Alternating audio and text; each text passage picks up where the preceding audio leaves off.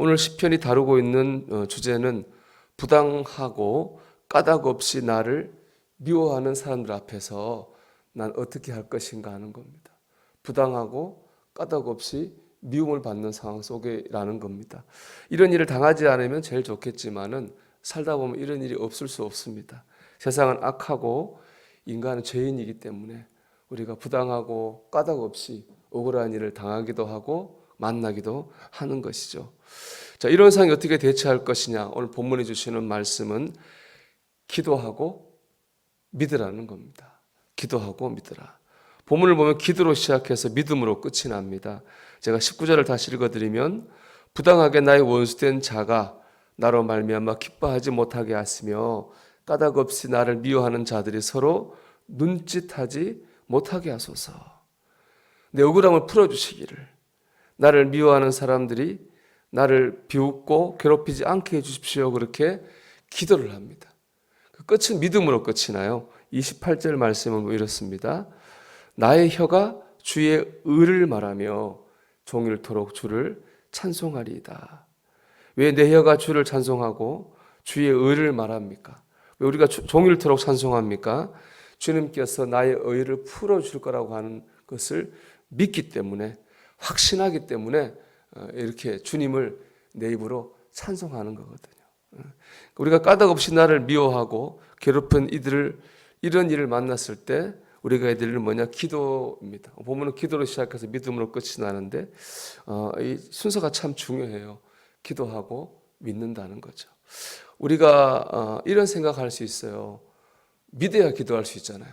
그렇죠? 기도는 믿음으로 하는 거고, 믿음이 없는 기도는 헛기도란 말도 할 정도로 우리가 보통 이제 믿고 기도해야 된다 이렇게 말합니다. 뭐 그것 맞는 말입니다. 당연한 말인데, 그런데 이런 경우에서만큼 이렇게 내가 부당하고 억울한 일을 당했다고 느끼는 상황에서만큼은 먼저 기도를 해야 됩니다.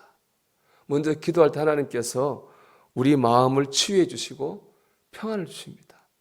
그리고 그 상황 가운데 믿음을 주신다는 겁니다. 그럴 때 우리 먼저 나와서 이런 경우에는 먼저 기도를 해야 됩니다. 우촌초등학교, 영화초등학교 교장을 역임했던 오인숙 선생님이 쓴 아프면 울어라는 그 책에 보면 이분이 학교 현장에서 아주 억울한 일을 당했는데 그걸 극복하는 그런 과정을 이분이 쓰고 있습니다. 그 글의 제목이 당신은 혼자가 아니다라는 글인데요. 이분이 이제 어떤 크리스천 학교를 꿈꾸면서 기도하고 노력해서 20년 만에 자기가 몸담고 있던 사립학교에 이제 크리스천 이사장이 오게 됐습니다. 또 오이수 선생님은 교장이 된 거예요. 완전 이제 크리스천 학교가 될 수 있는 그런 모든 것이 되었는데 아주 강경한 학부모 40명이 그런 크리스천 학교로 이끌어가려고 하는데 반대해서 운동을 한 겁니다. 그래서 이사장에 대해 자기에 대해 비방하는 글도 보내고, 심지어 자기가 도와줬던 교사 한 명이 막대기를 들고 자신을 위협하는 그런 억울한 일도 만나게 됩니다. 너무 아픔을 겪다가 암까지 걸렸어요. 결국에는 학교를 이제 그만두게 됐는데 얼마나 속이 상하겠습니까? 마음이 아프겠습니까? 자기가 상처를 받고 꿈이 꺾이고 몸도 아프고 그런 상황이 됐습니다. 그때 이분이 금식하고 학교를 그만두고 금식하고 눈물로 기도했습니다. 그때 주님이 오셔서 이렇게 말씀하시더랍니다. 내가 거기에 있어야 했다. 그건 내 잘못이 아니다. 내가 너를 안다. 내가 너를 안다. 주님 말씀하시더래요. 너 잘못이 아니야. 내가 너를 알아. 너 마음을 알아. 그 마음을 주는데 그렇게 위로가 되더랍니다. 그래, 주님이 아시면 되지. 사람들이 몰라도 주님은 아시면 되지. 그 큰 위로를 받았다고 그래요. 근데 지나고 났더니 이제 며칠 후에 자기를 비방하고 모함했던 사람 중 몇 명이 선물을 보내면서 사과의 메시지를 전했다고 그럽니다. 순서가 먼저 기도했죠. 하나님 앞에 기도했어요. 주님께서 내가 너를 안다.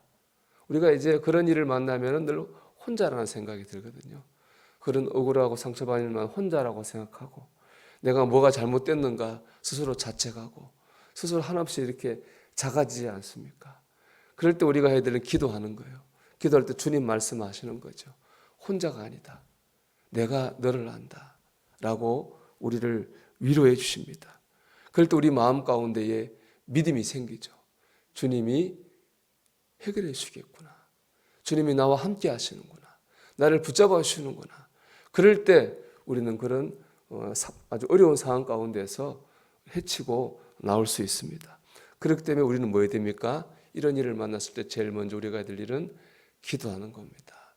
기도할 때 하나님께서 그 상황을 이길 믿음을 주십니다.